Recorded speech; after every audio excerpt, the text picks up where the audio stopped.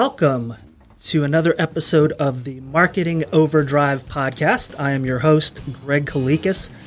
Thanks for joining us tonight. And as always, I'm being joined by our lovely and talented co-host, Miss Rose Browning. Rose. Well, thanks for that introduction. So how about this setup we have here in downtown Hudson, Ohio? It's a great view.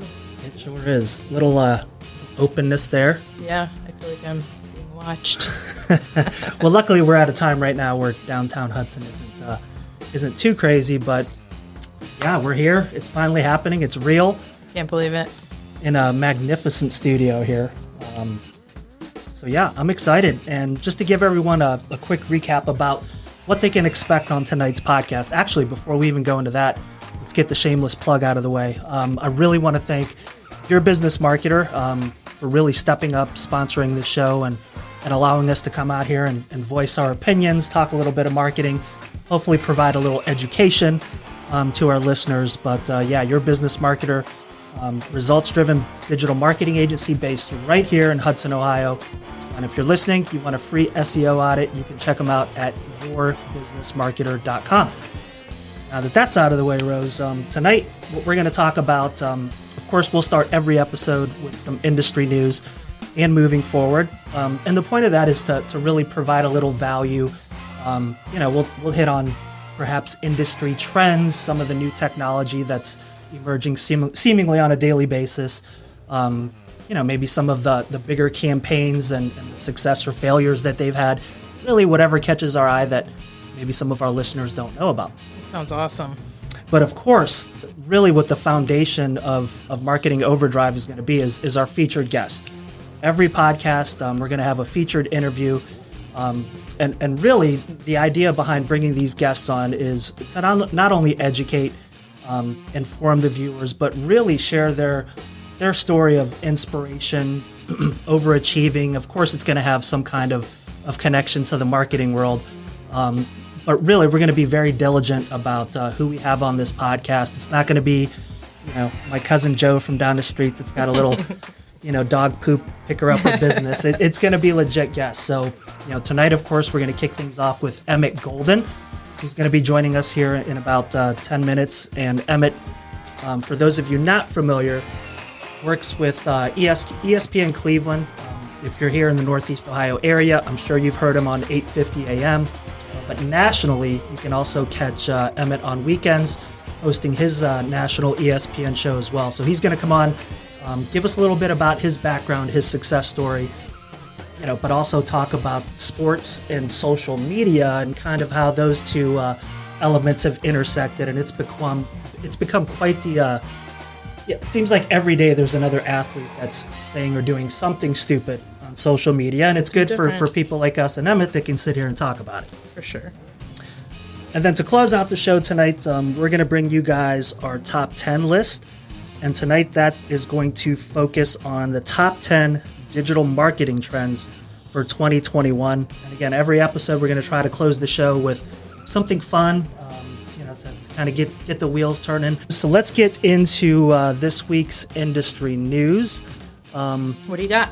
Well, it seems to be fitting for the situation. COVID-19 sees nearly half of U.S. marketers planning in-house digital capabilities. And I've got this article from DigitalAgencyNetwork.com. They posted this a few months ago in November of 2020. Of course, living in the days and times we're in, I felt this was a relevant topic to broach tonight. So a little bit from the article, Crowd's specialist in-house division recently led a report conducted by global research house Censuswide revealing the effects of the pandemic on business plans to in-house digital marketing capabilities. So Crowd surveyed 112 senior U.S. digital marketing decision makers in September and found that since the pandemic hit, nearly 40% are planning to move digital in-house. Surveys reflect that growing interest for in-housing across the U.S. is over a third. Let me say that again. Survey reflects growing interest in in-housing across the U.S. despite over a third losing in-house talent due to effects on the pandemic. So despite the growing propensity for in-house, 38% of U.S. digital marketers say they have lost in-house talent due to COVID-19. So businesses in the U.S. were also concerned about the potential for more budget cuts in the future, their ability to scale company culture, and to extend team when in-housing due to the ongoing pandemic. So company culture is a whole different topic. We can hit on that another day. But essentially what they're saying here is a vast majority of business owners are looking to bring their digital capabilities completely in-house. What is your take on that? That's rough. I mean, I think right now with the way things are, that's a hard ask. I mean, I know a lot of people have lost their job because of COVID, so they are looking for those jobs, which I think leads to brands bringing that in-house. Unless you're ready to bring in a full team, right? That's it. Strategy, digital, maybe traditional, depending on your brand. I think that you're going to hit a wall with your marketing. Like I said, unless you just have the rock star who can do all the things all the time, I think that they're, like I said, they're going to hit a wall. You know, instead of doing that, you want to find that full service marketing agency, or the marketing agency that has all the connections that can do all the things. What about you? I agree. I think there should be a fine balance between the two, and obviously not everyone's in a position where they can hire a full-time in-house marketer and also hire an agency to deploy the campaign. But I think that's, the challenge there is when you're paying a full-time in-house marketer, you better hope that they have the organic capabilities to really sustain and reach the objectives you're looking for. Because otherwise, what are you going to do? You're going to be buying media from an outside media agency. So essentially, your in-house marketer becomes a babysitter. And for someone like me on the sales side, that's a challenge that I run into often. So it's an interesting dilemma. I don't know. Everybody's going to be on one side of the fence or the other. Yeah, and like I said, I mean, if you want to find that person, you're going to pay that person. Yes. They have to have, the organic, the earned, the paid, all of the pieces together and be able to bring them all together in a strategy that makes sense and makes your dollars work for you. Well, and you hit it too. The technology, it's changing so fast. I mean, again, that person in-house better be keeping tabs on it. Algorithms change on a daily basis. There's new and better tools that come around the corner. It's one of the benefits for having an agency and a team of people that can bring these to you as opposed to relying on someone else. But like you said, you're going to have to pay six figures to get someone with real talent that can actually do the job. So and put it in market. Yes. So now you're talking about a whole nother piece of, you had this person who's, they're doing the strategy, they're doing all of the pieces, organic, earned, paid. Now you're asking them to put it in market, optimize it, and make it work for you again. So I don't know. I mean, a very small agency or a very small brand, maybe they could find that person that it'll work for them. But I think the larger the brand gets, you really need a team of subject matter experts who are experts in what they do. Well said, and that's why you're here. Oh, thank you. All right, guys. Well, it's time for our featured interview, and our guest is the co-host of The Next Level with Emmett and Gerard on ESPN Cleveland, which airs daily from 3 to 5 p.m., and he's also the host of Primetime nationally on ESPN Radio. And by the way, he also led the sports marketing panel at the Adapted Digital Media Summit, Rose, which I know you were a big fan of. I was. So let's please welcome Emmett Golden. Welcome to the show. Hey, thanks for having me. I appreciate you, you guys letting me be a part of this. Yes, sir. And I have to say, you probably looked at the weather today and damn near canceled this interview, I would guess, right? Yeah, I'm just happy, that we can open the windows, and even, riding home from the station after the show today to actually have the windows down. I always say if every day's a sunny day, then what's a sunny day? Today was a sunny day, and we all appreciated it, that's for sure. No doubt about it. Well, you've been someone that I've wanted to actually talk to and interview for a long time. I've known you for a few years now. I was actually, I don't even know if you're aware of it, but I was a part of Sports Talk Cleveland back when you first kind of started, interning and making your appearance around the station. So I've been kind of following your career, and, I've got to say the trajectory you've been on the last few years has been nothing short of amazing. So first of all, congratulations on all of the success, and why don't you tell us kind of how it all started? What made you get into, the sports talk radio business?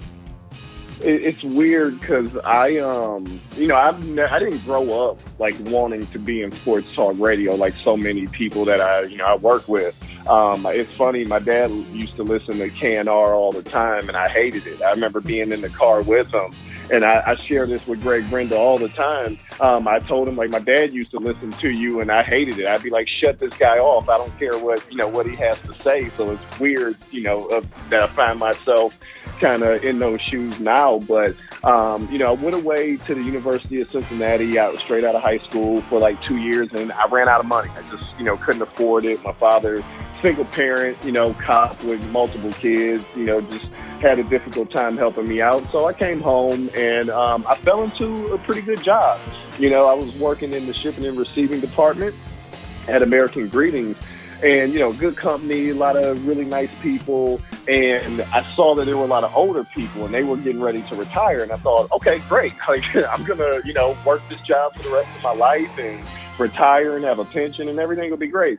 And then God laughed at me, like they do sometimes, when you think you got everything figured out. And, the recession hit and they had a massive layoff, and I got caught up in that layoff. And it's one of the best things that ever happened to me because I didn't really have a strong work ethic or anything like that. I hadn't really matured, at this time, as I was 22, 23 years old when this happened. And then I just started doing anything that I could possibly do. I worked for temp agencies, worked in factories, sold treadmills at Dick's Sporting Goods. And then through building relationships with, at the time I had no idea that, I was good at or that I could ever use it as a tool. I had someone from American Greetings call me back and, say, hey, we remember you when you were here. We got this job for you. If you want it, it's yours. And I thought, great. And I started working there, and I was really, started back working there, was really happy and just grateful to have something that was stable. But there, in that position, there really was nowhere to go, right? That was the position. It is what it was.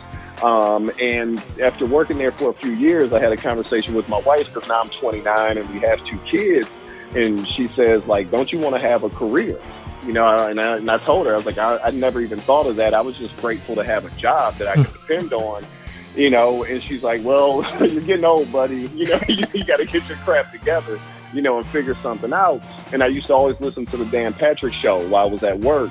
And I knew I could never be Dan Patrick because I just had so much respect for him. But he had a guy on the show named Seton, and Seton would play the music coming back from break, and he'd jump in and crack a joke every once in a while, kind of playing off Dan. And I thought, like, I think I could do it. I think I could do that. Like, I have a good feel for music, and I think I'm funny, but, I'm not sure everybody else does, but I think I could crack a joke or two.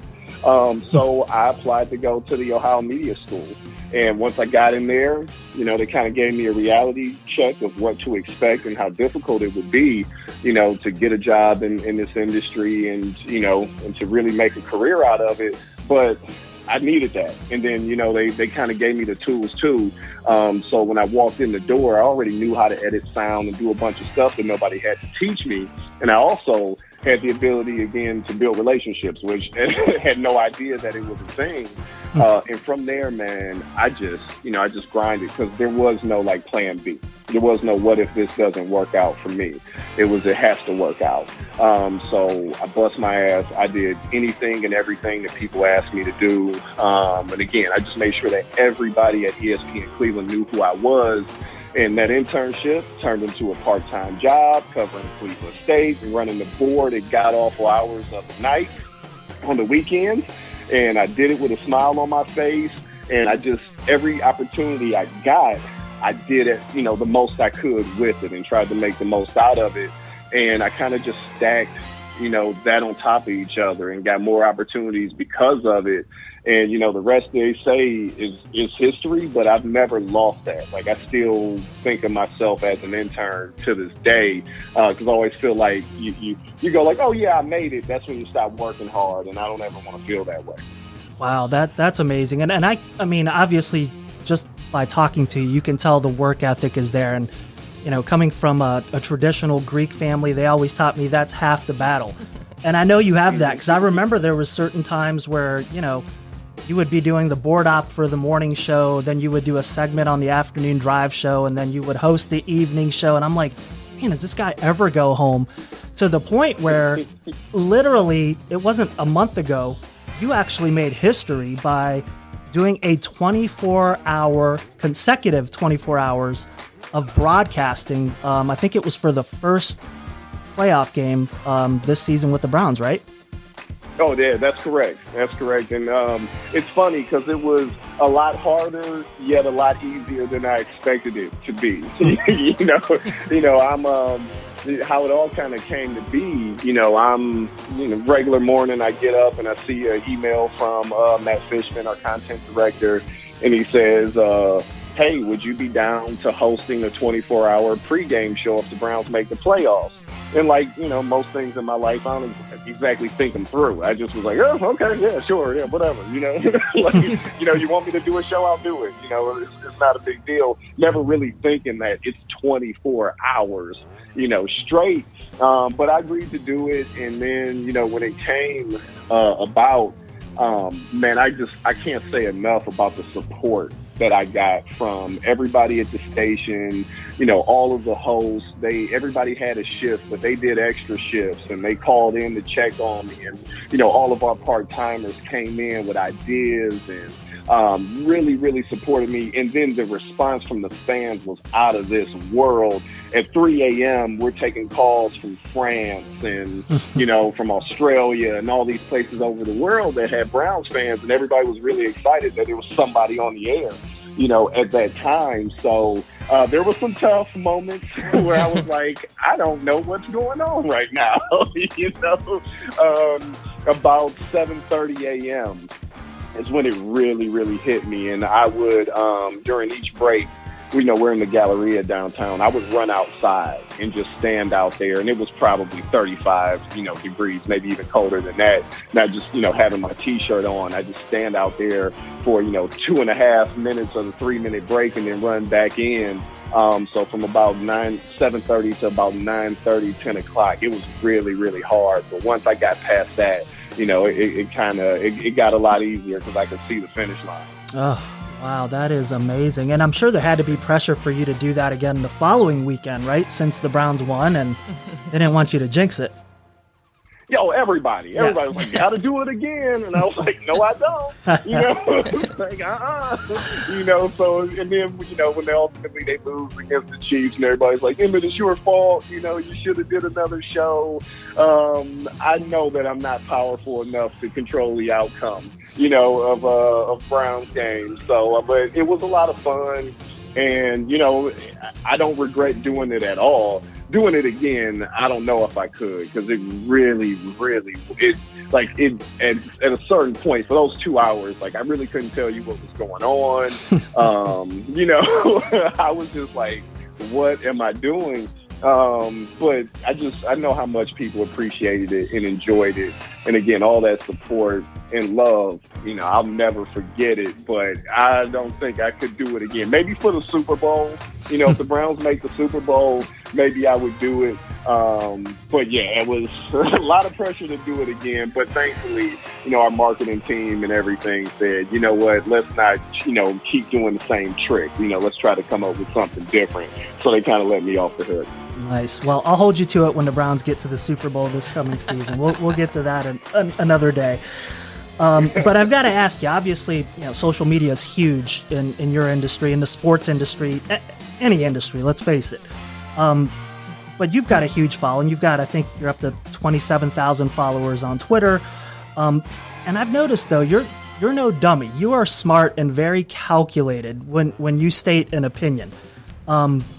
And I guess where I'm going with this, do you see social media, especially with today's athletes being so vocal, having so much, let's call it power, how big of a hazard is it for, athletes and even sports broadcasters? Let's face it, the Colin Cowherds, Skip Baylesses, you guys are banking these days. So how do you navigate that? Well, first you have to understand that it is a hazard. Will Burge, someone we both know, told me one day, social media is the greatest invention ever and the worst at the same time. And he was so right. So that's the first thing you got to do is understand that whatever you put out there is, whether you delete it or not, it's not going to disappear.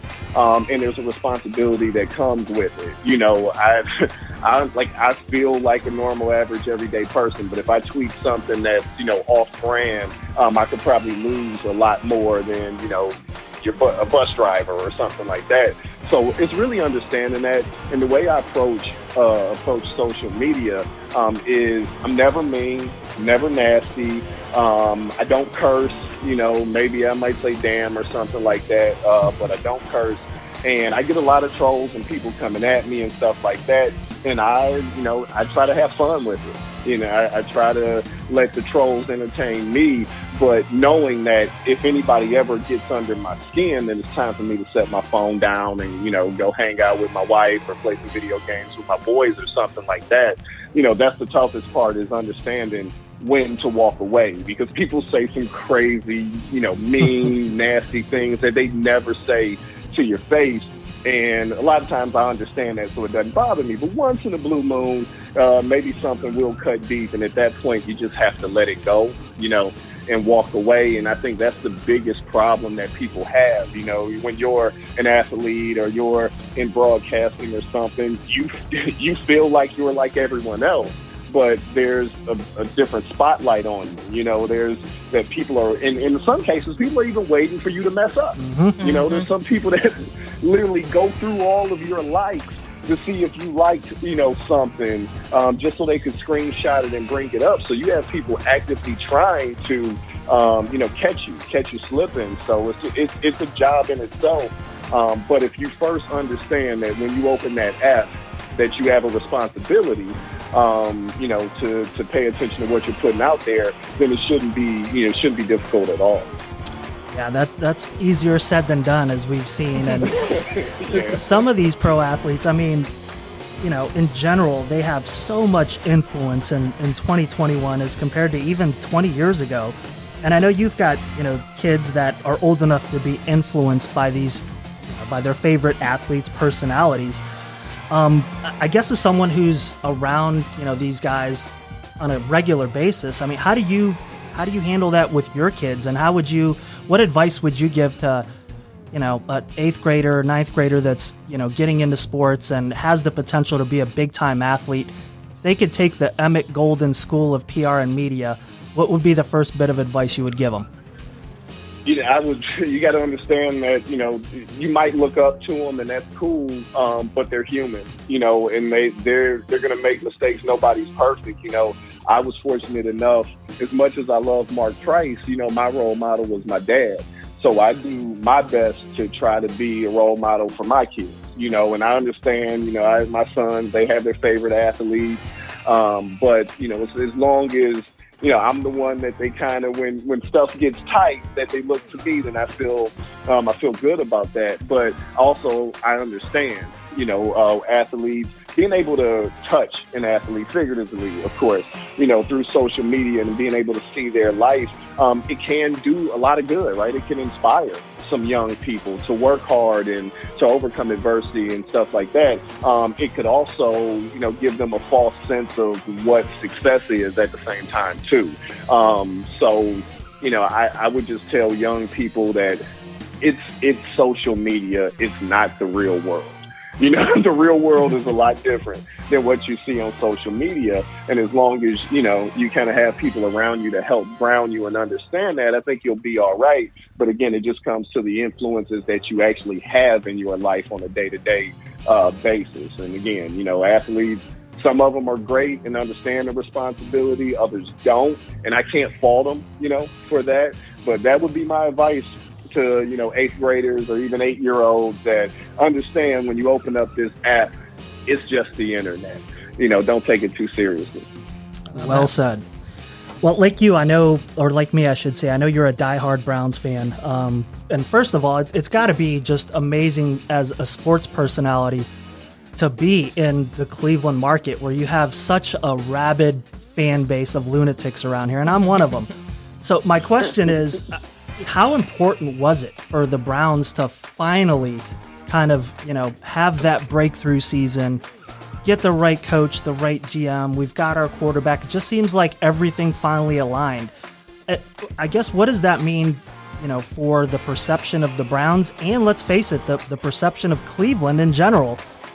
Because I'll be honest, I've had the opportunity to travel from time to time, and everywhere I go, when I say I'm from Cleveland, the first thing I hear is, "Oh, you poor guy." Yep. I'm tired of it, Emmett. I'm tired of it. Yeah. I get that too. I host a national radio show every week, and I'm out here representing for all the folks in Cleveland. But I get the same, like, "Oh, really? You're from Cleveland." But I always tell people, you know what? If you don't get it, it is for you to get. So it doesn't really bother me that much. But it was huge for the Browns to have success this year. Just really more so for the city than everybody else around the country. Because listen, I know how it goes. If you're a team that's hot, if you have a star, everybody's going to talk about you. If you don't have that, they're not. And it's nothing personal, and on the flip side of that, if you're really, really bad, like the Browns have been, then they will talk about you, right? A, R, and F. It's kind of a rule we have on our show. We either want great content or absolutely terrible content, because that's the stuff that you remember. So it really was just great for the city, because now Clevelanders can have pride, right? I think for so many years we put on our Brown stuff on Sunday, and we knew we were probably going to lose, but we just, did it because we love this team so much, and it felt great to throw that jersey on Sundays and believe we're going to win, instead of hoping that we win and hoping you catch a break. You really believe that the Browns could do it, and this city is a different place when the Browns are good. It's a fact of the matter. And, I was fortunate enough to cover LeBron while he was in here in Cleveland and winning the championship. I was out there at Oracle for Game 7 when it happened, and that was great. But, man, if that happens in Cleveland, it'll be something special, and I truly hope I get to see it. And I think we got a good look at it. I think so too, man. I've been saying it. Actually, last year, my coworkers, made fun of me because I put a bet in Vegas on the Browns to win the Super Bowl. And of course, it was Freddie Kitchens, so we won't get into all that. But hey, I did the same thing that same year. It was my first time in Vegas, right? The first time I had ever been in Vegas. And when you're in Vegas, you do what you do in Vegas. And I was like, hey, you know what? Let me throw $100 on the Browns to make the Super Bowl. They got Odell. Baker's coming along. Yep. So I did the exact same thing you did, and we both know how that turned out. Yeah. Well, enough about the Browns. As far as radio in general, so when digital marketing was emerging back in the day, and it wasn't really that long ago, you heard a lot of people say that traditional radio was dying. And even today, as someone who's in the digital marketing industry, I still hear concern, from advertisers who feel radio doesn't have the impact that it once did. I personally don't agree to that, but as for someone that's in the radio industry, how would you respond to that? I will say that it is evolving, that it's not dying, that it's changing. I mean, I know so many people that get in their car and they turn on the radio. Now a lot of people listen to podcasts and stuff like that. I get it, but it's just still a habit of so many people to turn on the radio. Now you got to evolve as well, and you do that by having a strong presence on social media. That's why I interact with everyone that I can, because first I enjoy the interaction, and I also know it's a way that people will go, oh, okay, I enjoyed this interaction. If I want to listen to them, where can I find them? And I will send them to, ESPN Radio to stream it, or to land on demand or something like that, because we know that people are consuming media differently now. Radio is still there, and to me, radio is as rock solid as TV. It's just something that people have always done, and I think they'll continue to do it. But growing with the trends and having an Instagram presence, a presence on Twitter, even, people still on Facebook. Facebook's not going to die. So, you got to have a presence on there, too. So I think it's still an ability to thrive in radio, and I've been fortunate enough to be able to do that over the past few years. So it's just, you got to be flexible. You can't be a one-trick pony. And, a lot of the, older guys that, kind of fought the social media stuff and like, I'm not getting on that. You don't typically hear from them anymore, because, it's not something that your job or, that your outlet tells you have to do, but you pretty much have to do it, if you want to find any success and really have any relevance. I love that. Yeah. So I love what you said about radio evolving and not dying, and I totally agree. When you talk about the evolving and new technology and being here and there, where do you see the future of sports media going? How will it grow with everything else that's growing? The cool thing is, because of the kind of digital boom in sports media, there are more jobs. There are more jobs. Before, the digital aspect of media blew up. I mean, look at us. We got 2 sports stations, and a news station in town. So if you don't work for one of those stations, sorry, you don't get a job, or you have to move far away to some really small town where you don't know anybody. But because of the way that, the digital aspect of it has grown, you can start your podcast and you can start, different things to really, to just get a shot and to get a good look at it. And people are consuming the content. You don't have to have a huge organization behind you. You don't need to have ESPN behind you to be heard. And that's a good thing. It's great. I'm excited whenever there's an opportunity to have more jobs for people, who want to do what I do. So I think that will continue, that you will see more stars coming from, for lack of a better way to say it, an unconventional, way, and really making their presence known. So it's a good thing, but I think the way it will evolve is you'll have more self-made stars than you will, from being on ESPN. It's easy to, to kind of get that following when you're on ESPN, but now it's a lot easier when you got a dope podcast and you're tweeting it out and you're doing stuff. So that's the way I see it kind of growing, is there'll be a lot more stars, and it'll be because they'll be self-made. Yeah, I mean, if you've got talent, they'll find you these days. That's right. For sure. Well, let me ask you about the COVID impact, because obviously everyone was impacted by COVID in some capacity, and certainly ESPN wasn't immune to it. And recently they've restructured, their national host specifically on the TV side. But even on the radio side, I mean, I've got a couple questions here, but how difficult was it for you guys to, especially that first month? I mean, it was surreal. I still remember the Rudy Gobert, and I was watching the game, and it was something that reminded me of 9/11. But for you guys, to have such a drastic just halt in action, how did you guys kind of handle all that? Well, I was fortunate, and I hate to say I was fortunate when we're talking about, COVID, but doing the national shows that I do on the weekend, I do them. I'm in Cleveland. My co-host could be in another state, and our producers are in Bristol, Connecticut. So I kind of got used to doing a show without another person in the room with me. And we'd have, Zoom meetings and stuff like that, so you could see the person. So that wasn't difficult for me. It was difficult for a lot of guys, because I really was the only one that was going to the studio every day, like me and Matt Fontana and, our content director. That was really it. Outside of that, Riz and Hammer and Gerard, everybody did their shows from home. So it took them some time to get adjusted. But I was used to that aspect, of doing a show without another person in front of you. Now, the difficult part for me was creating content. That's one of the things they taught me at the Ohio Media School, and it burned into my head. They say the news starts at 6 o'clock. It doesn't matter what's happening. The news starts, right? Like, my show starts at 3 o'clock. So whether I have something to talk about or don't have something to talk about, there are going to be people that's going to turn their radio on, and they're going to expect to be entertained and informed. And there's a lot of pressure, especially when there's nothing going on at all. So that was the difficult part. But I'm fortunate enough that I work at a place where they just go, hey, man, talk about whatever you want to talk about. Be creative as you can be. And one of the things that I came up with during that time was the top 5 at 5, right? I'm like, we need to fill some time. And I know that people love lists. And I know that people love arguing over lists, right? Yep. Because everybody will look at your list and they'll go, oh, no, I put this person up here or down there.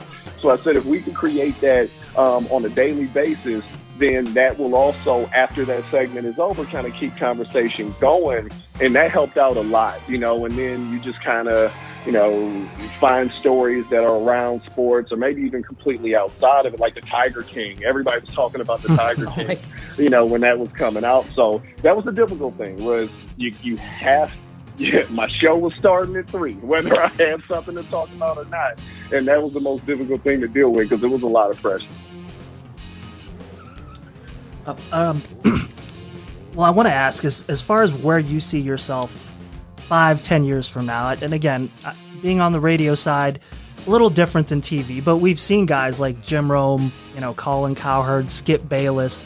These guys started in radio, and now they're, megastars. I think Skip just signed a $10 million a year contract, and I'm sure you've got the numbers on that one. But is that kind of the big picture play for you here, or are you just a Cleveland guy and you want to stay rooted here in Northeast Ohio?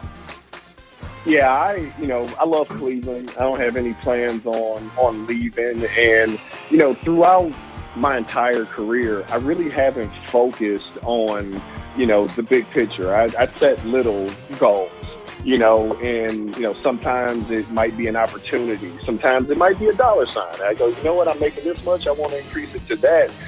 But I never really think like ultimately I want to be a TV star or something like that.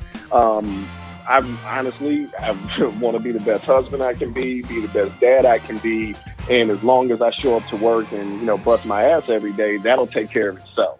And I've approached it like that since I was an intern, and I'm still approaching it like that. And look, I'd love to, sign a contract for $10 million. I'm not saying I would turn anything like that down.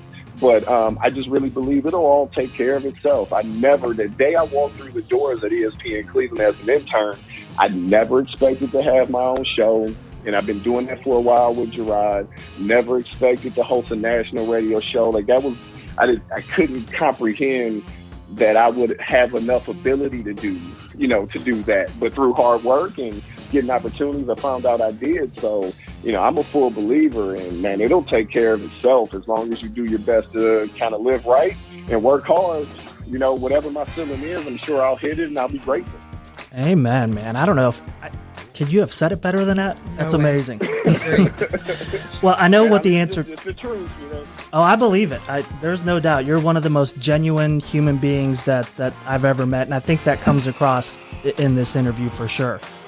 Couple more, and then we'll let you go. And I have a feeling I know how you're going to answer this, but if you could go back, if there was one thing, along your journey that you could change or maybe do a little differently, what would that be?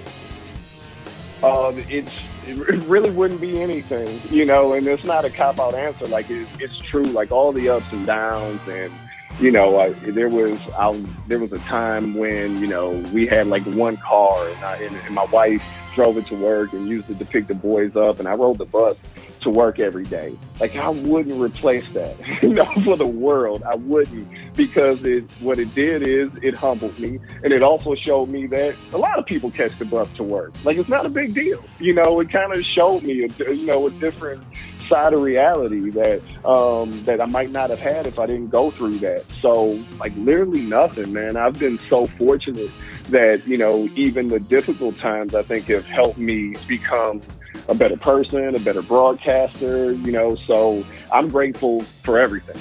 I truly am. Wow. All right. Well, we're going to let you go. We've got one more thing we're going to do with you. We call it the Fast Five. Everybody that comes on this show has to go through this. So we're just going to ask you 5 quick questions, try to get a little insight on maybe who the real Emmett Golden is if we haven't learned enough already.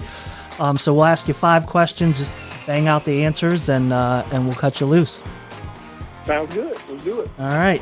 Number 1, one thing people don't know about Emmett Golden. Well, they know I'm a huge soccer fan now because I won't shut up talking about it.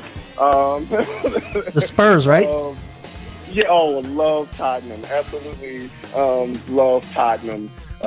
Man, it's a good question. You know what? I've become a big crybaby. Maybe that's what people don't know about me. Like, if anybody says something nice about me, or if I see, my kids doing something, I turn into a ball of tears because I don't know. Just like I said, I'm just so grateful and happy for everything that I have. I've become a big crybaby, so maybe that's something that people don't know about. Wow, good one. All right. Your favorite Cleveland athlete? Yes, I'm putting you on the spot.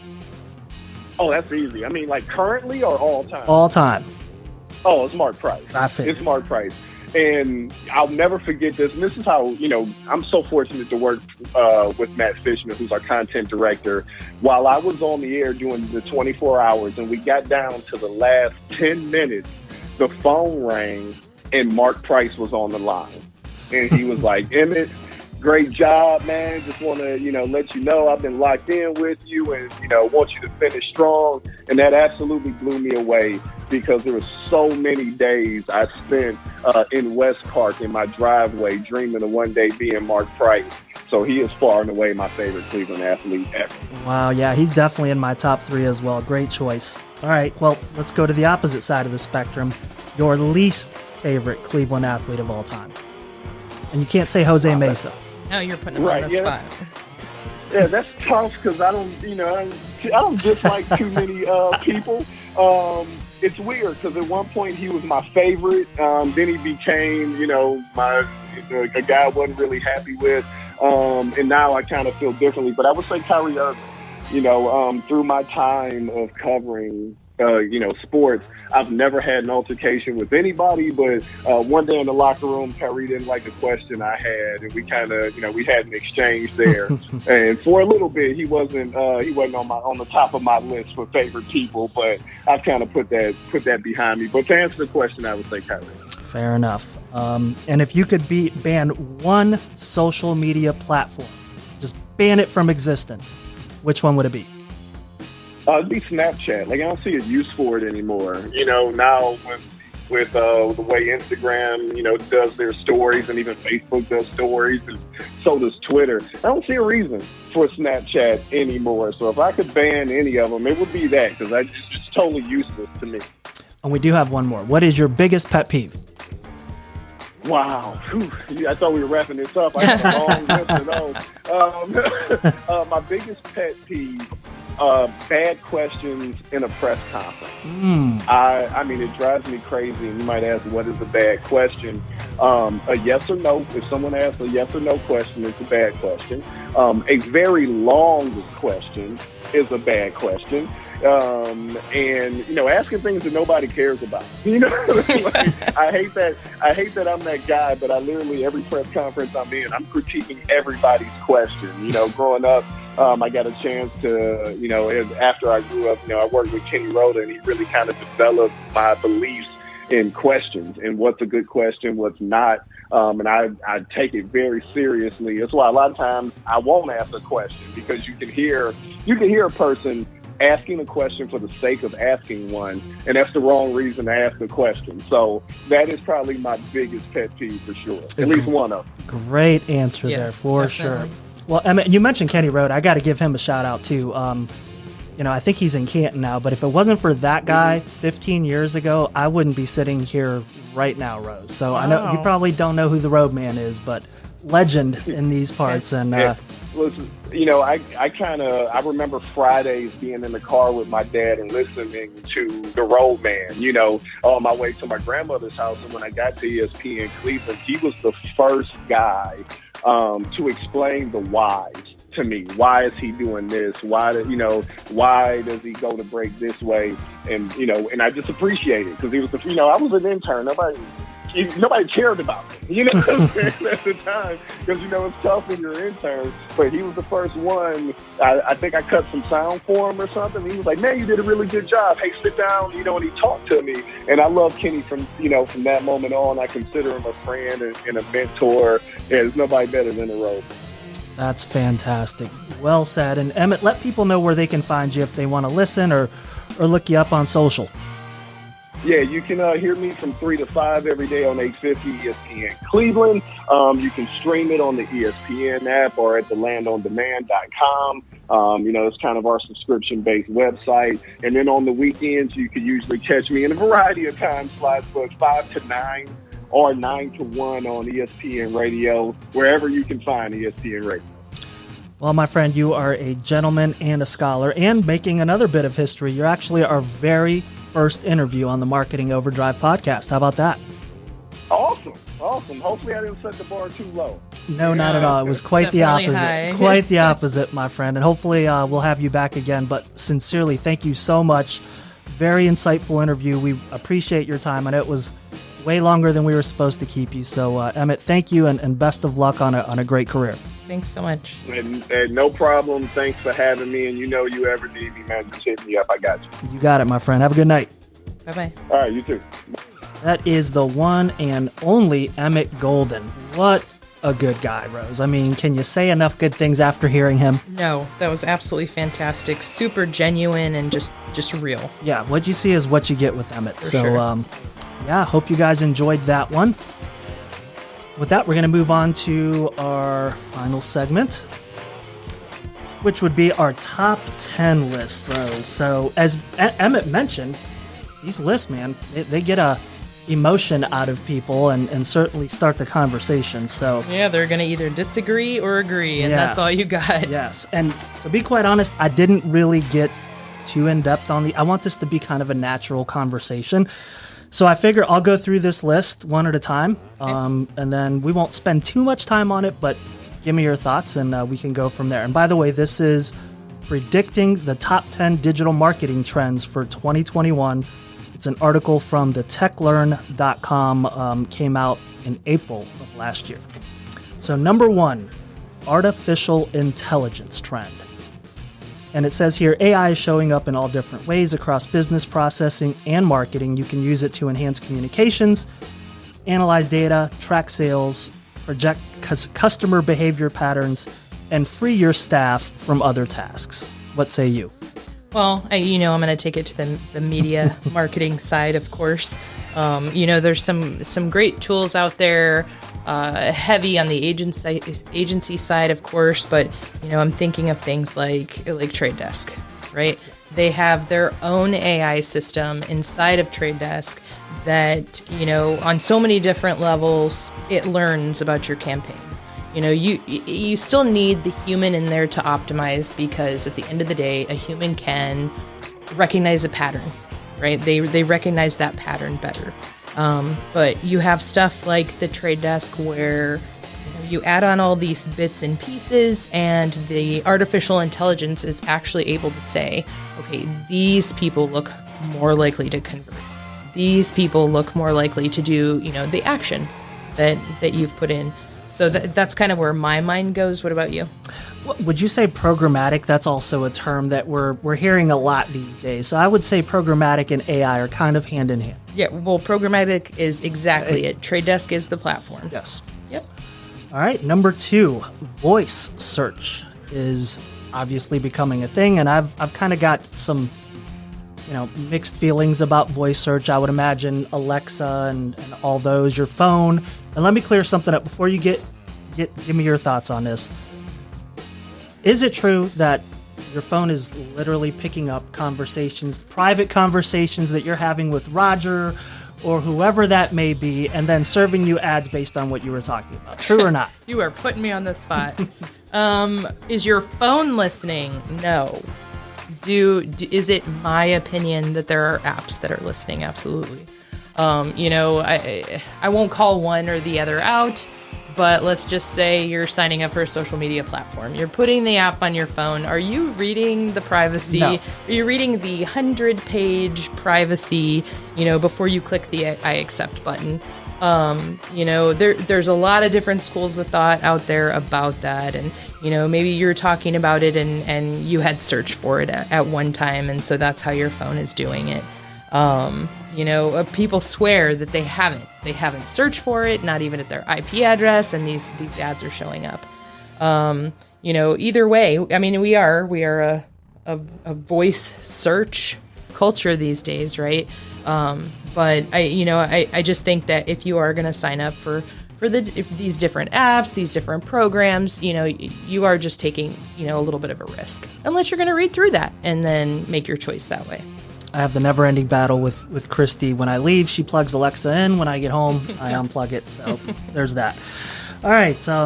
Shoppable Posts. That's trend number 3. And it says, research shows that customers are more likely to buy with a streamlined shopping experience.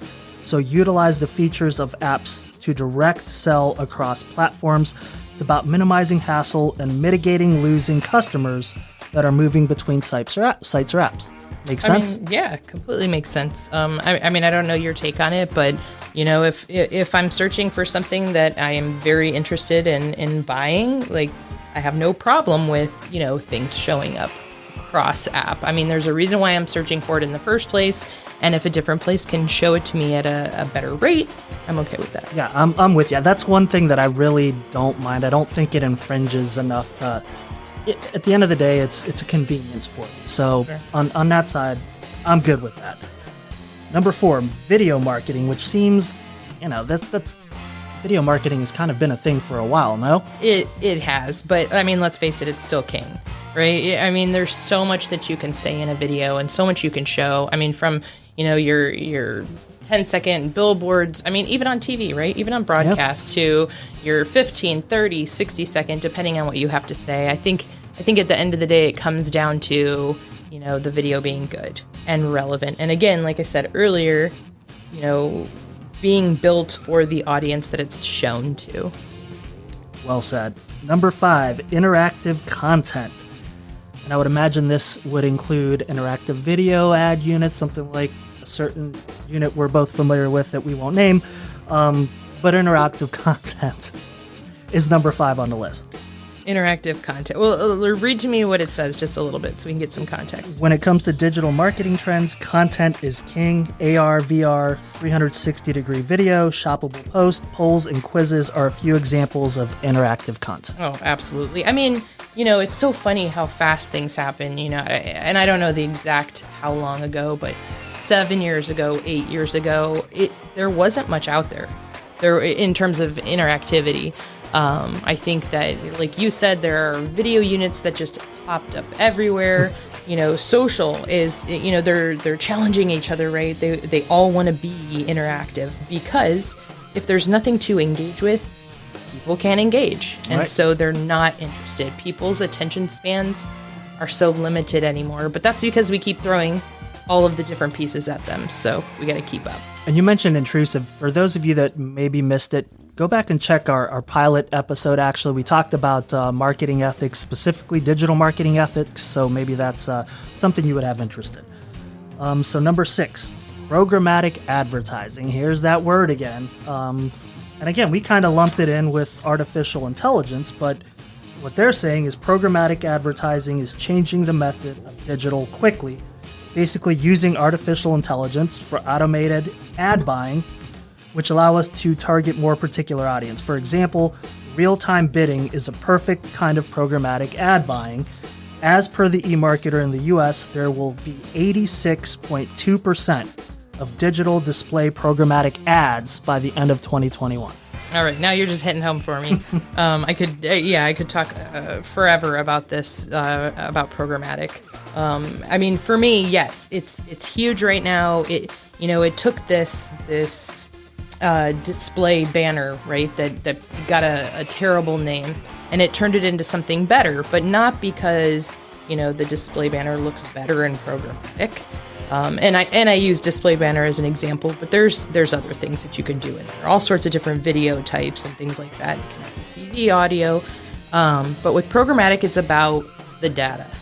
And again, I won't go on because I can go on forever about the data. That'll be a whole episode.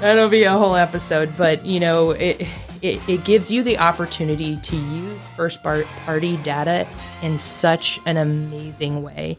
And it's, the first-party data, people who have opted in, people who are interested in it, and you can also build these amazing lookalike audiences then to go out and find your best customers. So I'll stop there, but, obviously there's second-party data as well. Excellent. Number 7, AI-powered chatbots.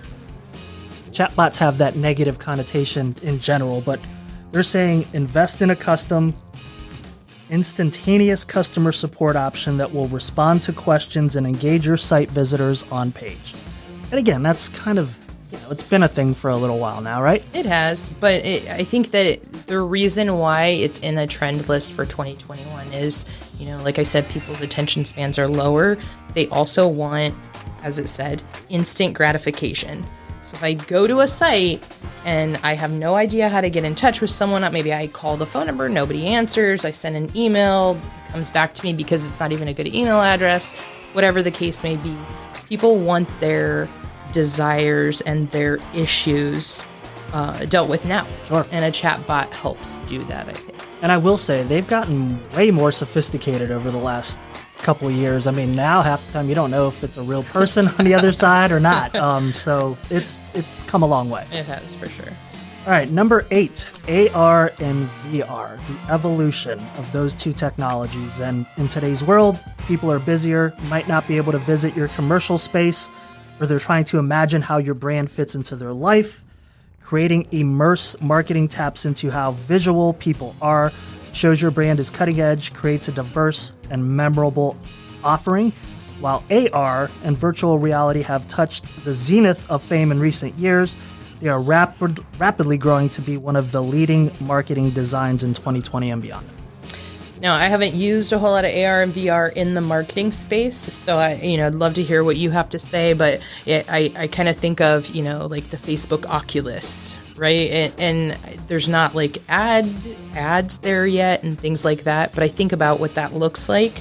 That's obviously, it's not, like I said, like a marketing piece, but I think about what that looks like and how, if I did go into a bricks and mortar still, and they had a smaller staff or something like that, how something like that could help me purchase.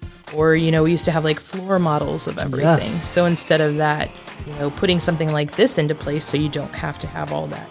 Or the virtual host that we used to see at the Huntington Convention Center. What was her name? Kim? Don't remember, but that is yes. Great. Yeah, and you're right. I mean, if there's anything on this list that I think is probably belongs on the list as a trend, it's AR and VR, because it's so new. And I'm with you. It's not something that I've had to sell or have trained in. Obviously, it's on the list. We've been hearing about it. Even going back 2 years, a lot of the digital summits that we would go to, AR, VR, it was a big deal. So certainly deserving to be on the list. For sure. Number 9, Google Apps, the tool for smart bidding. Do you want me to read this one? Yeah, a little bit. Let's see where we're at. Digital marketing recent trends substantiate that automation is the same old thing in the marketing domain. However, because of ongoing Google ad updates reported at Google Marketing Live, you may anticipate the mechanization and smart bidding should set standards for multiple PPC account administrators. What the hell did any of that mean? Please, you tell me. No, I mean, I think you lost me a little bit, but that's okay. If we're talking about, smart bidding and letting the machine do it, I mean, I think it, not that that's AI, I want to be clear about that, but I think that our systems for marketing are becoming smarter, right? Google, Facebook, like I said, Trade Desk, I mean, there's a slew of them, and they're all finding a way to say, how can we save $1 here? How can we reach a better audience for our dollar? And I think that that's important for, people who are running many accounts of their own. If you find this Google Ads expert who's doing it, I think it's just something that's going to help along the way, and definitely awesome for search campaigns. And number 10, to round out the list, social messaging applications. And here the breakdown says, meet your customer where they are, make it easy for them to stay connected, natural conversations support their brand experience, and increase the likelihood that they'll feel informed and supported. Social media apps like WeChat, Facebook Messenger, and WhatsApp are no longer the tools to communicate with your friends. These apps are becoming more popular means for entrepreneurs to address their valued customers, which is an interesting twist on on those apps. Yeah, I mean, I think it plays off of the chatbot, right? So you have on a website, you have a chatbot where you're giving your customers or potential customers that instant gratification, and I think the same is true on social. Entrepreneurs and small business owners, they're seeing that value, they're seeing how important it was, and they're taking it to the social space. I mean, let's face it, somebody sees something they want, where do they go? Typically they search it on Google or they go to Facebook, right? Like that's the thing. So you need to be able to catch them on site and in social when they're searching. According to this, Facebook Messenger scans more than 15 billion with a B messages among individuals every month. 15 billion. Wow. That's powerful, right? It's amazing. It's powerful. It's kind of scary too, but it's powerful. And you know what? It's good that the trends continue. We're not stagnant as the marketing industry as a whole, and in media, everything keeps moving forward. So, well, there it is, your top 10 trends for 2021. And with that, that's going to bring another episode to conclusion. Rose, excellent job. You too, for sure. And again, huge shout out to Emmett Golden, our first guest here. And honestly, I don't think we could have picked a better one. If you missed it, go back and listen to it. And Rose, anybody wants to reach out to you, how can they do that? Yeah, I mean, Rose, I'm director of media at Innis Majori, and just go to innismajori.com, check out what we do. Positioning is innismajori.com. There you go. And again, huge thank you to Your Business Marketer for supporting the show. Please follow us on Spotify, Stitcher, really where you can get all your apps, support the show.